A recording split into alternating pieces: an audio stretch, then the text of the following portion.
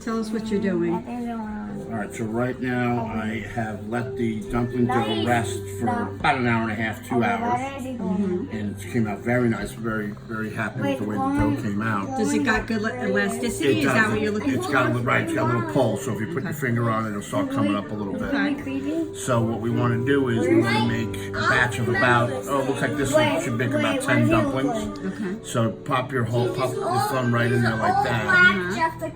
Right, and then get that. And what you're going to do is you're going to make Where is he? like a donut. I don't remember this whole case. Wait, but what is I love you like a fat kid loves donuts. Yeah. No. So just work it. Matthew, guys, go in the living room. We're shooting. Try to video. even it out a little bit. Right, you can go. This is really a good technique. I look like a dumbass, but it really works. If you got a good dough, it won't stretch apart. So what you're looking for is some uniformity, about an inch round. Oh, okay. I see what you're doing. And then what you're gonna do is this will give you. Then you can, That looks about 10 centimeters dilated. Right. And tell me what's in this mixture. Okay, and so this mixture here, we did something totally different. I only had turkey meat, so we're using ground dark turkey meat. I got the highest, most fat content that I can get, which is for turkey meat. I think it's 85-15. So in that is a little bit of 2 tablespoons of oyster sauce, a couple tablespoons of soy sauce, good hefty portion of sesame oil, which gives it not only flavor, but it also gives it that beautiful smell and that essence. That's really what you know when you're eating a good dumpling. Chopped garlic, chopped ginger, some scallions, some Napa cabbage that I salted, drained all the water out, put in there. And really the thing that makes this a little bit unique and different than we've normally made our dumplings is I've added extra ginger and fresh cilantro. So it's a turkey cilantro ginger dumpling. And we'll see how it comes out.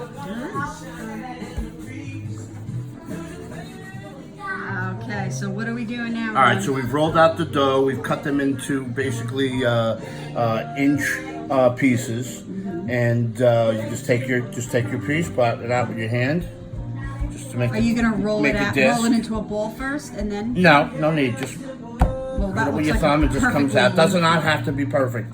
If it's like this one, I made one before, and if it comes out a little edgy, it doesn't matter because when you fold them and crimple them later, after we put the filling in, then it's not perfect science. So you got your round disc here. Now, customarily you would use a rolling pin without the handle, but this is all we have at the moment. But the main thing is you want to keep the middle keep it a little more thicker than the edges. So when you get your pin or whatever you have, you're going to go on the edges, turn with your left hand, quarter turn, and just start right at the edge of the middle, and then roll towards you. So you're keeping the middle of the dumpling wrapper nice and thick. And why do we do that? We do that when we put the filling in later, and we fold them and then cook them. It'll be able to support the meat while it's frying and cooking. If it was too thin, the meat would go through while it was cooking. And how big of a disc should it You can make them as big as you want. If you want to do little ones that you're using for soup. Let me get a top shot to show about how big that looks. So I would say that's about 3 inches or so. So like the size of a donut. Yeah. Okay. You see that nice elasticity? That'll give real nice mouthfeel. The dumplings that just break apart and don't have that little bite, that little stretch to it. It's like pasta that's cooked too much. It's doing a disservice to the wonderful dumpling. All right, so I'm going to start my attempt showing you how to crimp this dough. I'm going to press it a little bit and give a little pocket room. And flake off some of this extra flour. And now... Oh, I'm sorry. I'm going to take about, I'd say about a hefty tablespoon size of the mixture. Put it in the middle. And now comes the magic. Don't mind Bluebird. He's pissed. He's in the cage. So I'm just going to kind No dumplings for him.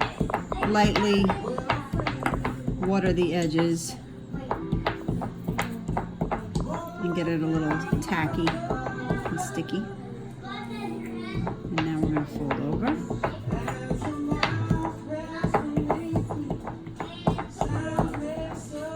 Start cooking.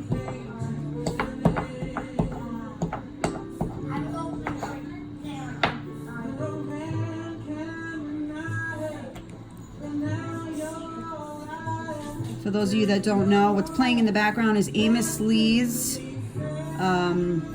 Supply and Demand album, and there you have a beautiful And the demand dumpling. usually outweighs the supply when you're talking about Chinese dumplings. Just wanted everybody to see how beautiful my dumplings are, and that's Ron's. Mine has no meat hanging out of them, and they're perfectly dumplingized, and his just looks like, I don't know. We're getting ready to fry the dumplings. We've got pan non-stick, works very well for this. And we let the pan get super hot. And we put 2 tablespoons of vegetable oil. Use peanut oil, any oil that can burn at high temperatures. Starting to bubble up, that's what we want. Must be careful because these things do splatter. So just put your dumplings, you could load them up. Get them pretty close together. And what we're looking for is to get a nice little char on the bottom. So do not move them. Once you put them down, leave them there. Resist the temptation to slide the pan back and forth or to poke and prod. Just leave them be. And because what they'll do is they'll create a seal. If you move them, you'll break that seal and then they'll stick to the bottom of the pan. Other reference to Chinese dumplings people use is pot stickers, and this is the pot sticking method. What we're doing here. That must be mine. That's definitely yours. All right, well, it doesn't matter necessarily how it looks. So we're just going to load these up. Pretty much the max right there. Because they do expand, as any pasta does. When you add water, which we will in a little bit, they will expand. So there you go. So we're going to go about medium to medium-high heat, and we're not going to touch them. We're going to let them go for about 3 to 5 minutes, and you'll just check the bottom and see if you got that little nice golden brown char on the bottom. So we had a nice char on the bottom, as you can see. Well, they do have a nice char on it.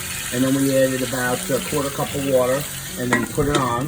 When the water evaporates, you'll start hearing the sound of the dumplings frying. That's when you know they're done. Just leave it, let it be. The water will evaporate, and then we'll have some nice, beautiful, tender dumplings with golden brown bottoms. Okay, so how long have they been cooking for? Okay, so they've been cooking for about, I'd say about 5 or 6 minutes. I started to hear the sizzle sound.